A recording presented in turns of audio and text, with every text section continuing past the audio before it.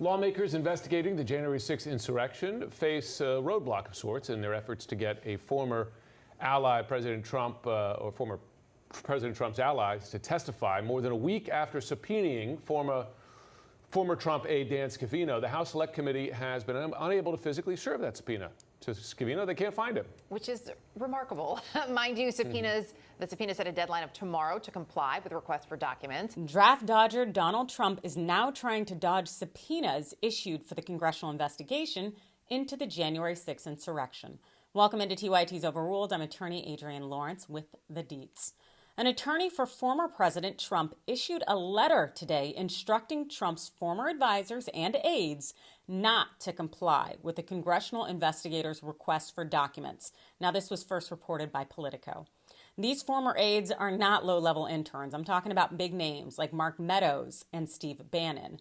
So, what are the bases for simply ignoring congressional subpoenas? Well, in the letter, Trump's legal team, they happen to argue that the records and testimony related to January 6th are protected from disclosure by the executive and other privileges, including, among others, the presidential communications, deliberative process, and attorney-client privileges.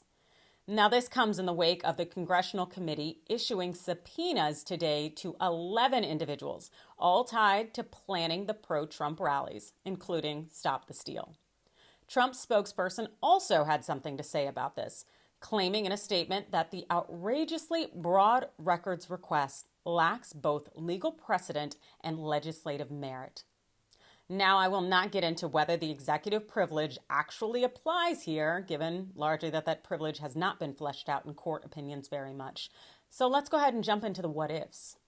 What if Trump's aides ultimately refuse to comply with the congressional subpoenas?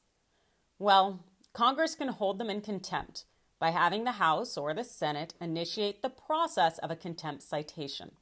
Only a majority of the chamber really needs to support a finding of contempt, really to enforce the subpoena.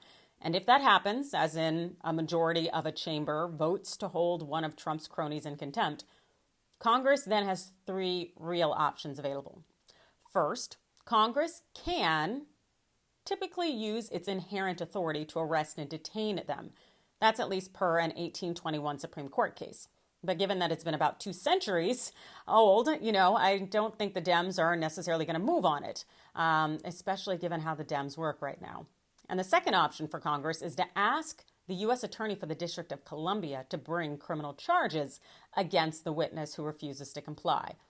And the third option is to enforce a contempt finding, so that Congress can actually sue in civil court to enforce compliance. But that could take forever, as we know our justice system. So all said, Congress has options. But, if Trump's cronies fail to comply, how do you think this is going to shake out? Do you think Bannon, Meadows, and co. are going to ignore the subpoenas? And if so, will Congress actually flex and have them arrested, or go the less controversial route by having them sued? Let me know your thoughts below. Click the like and follow button, and thanks for watching.